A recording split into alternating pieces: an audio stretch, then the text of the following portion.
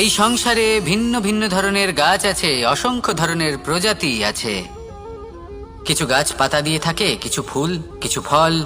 কেউ ছায়া প্রদান করে, কেউ শীতলতা প্রদান করে, কেউ নিজেকে খুব কষ্ট দিয়ে এই সংসারের বিকাশে সহায়ক হয়ে ওঠে। কিন্তু এই সবার মধ্যে একটা বিষয় কিন্তু সমান।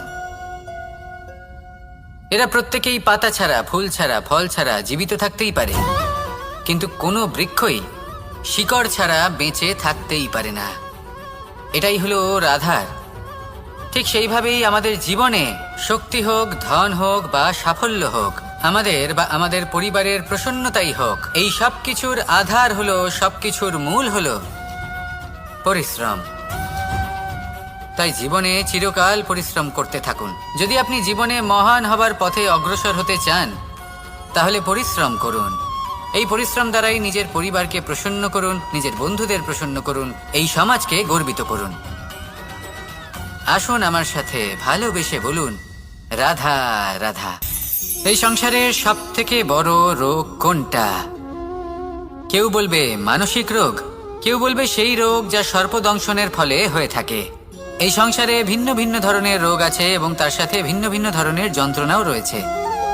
এমন একটা রোগ আছে যা চোখে দেখা যায় না, যা আপনার শরীরে কোনো দাগ রেখে যায় না, কিন্তু আপনার আত্মাকে পর্যন্ত ক্ষত বিক্ষত করে, অসুস্থ করে তোলে, বিনাশ করে দেয় আপনাকে এবং তার সাথে আপনার আত্মাকেও। এই অসুখের নাম হলো লালসা।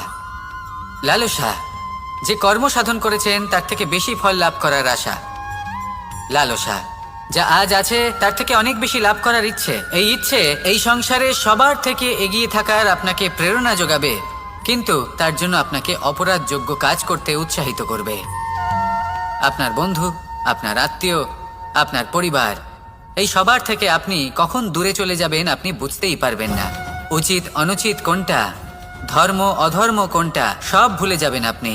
সেই জন্য মনে রাখবেন, নিজের জীবনে যদি আপনি লালসার থেকে নিজেকে দূরে রাখতে পারেন, তাহলে এর অর্থ হলো যে আপনি এই সংসারের সব থেকে বড় অসুখের ওপর বিজয় লাভ করেছেন।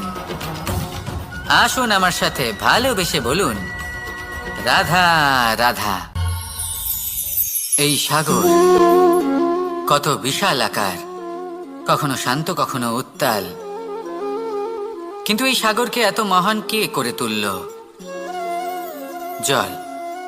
এবার এই জলের যাত্রা দেখুন, সেটা কতটা কঠিন।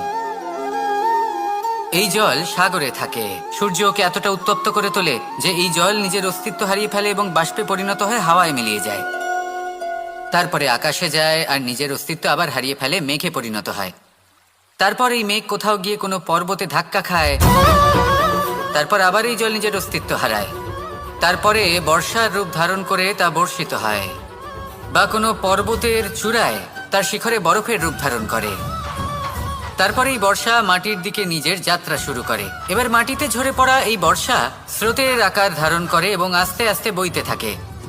এই নদীর আকার ধারণ করে এবং নদী রূপে বইতে বইতে পাথরে ধাক্কা খায় বা কোনো পর্বতে ধাক্কা খায়, আর তারপর এই নদী এসে সাগরে সমাহিত হয়ে যায়। নদীর এই জল আবারও নিজের অস্তিত্ব হারিয়ে ফেলে, কিন্তু এইবার সেই জল নিজেই সাগরে পরিণত হয়। এটা আমাদের সকলের জন্য একটা শিক্ষা যে এই সংসারে জীবন এবং সময়ের হলো এক অনন্ত যাত্রা। এই সংসারে যা কিছু আছে তার সূত্রপাত কোথাও একটা হবেই। সেই জন্য মৃত্যু এবং সমাপ্তির চিন্তা ত্যাগ করে দিন, আর যে সূত্রপাত আপনি লাভ করছেন তার আনন্দ উপভোগ করুন। ভেবে দেখুন আপনি কিভাবে শ্রেষ্ঠ কর্ম করতে পারেন যাতে এই সংসার এবং এই সমাজ, এই দুইয়ের মঙ্গল সম্ভব। আসুন আমার সাথে ভালোবেসে বলুন, রাধা রাধা।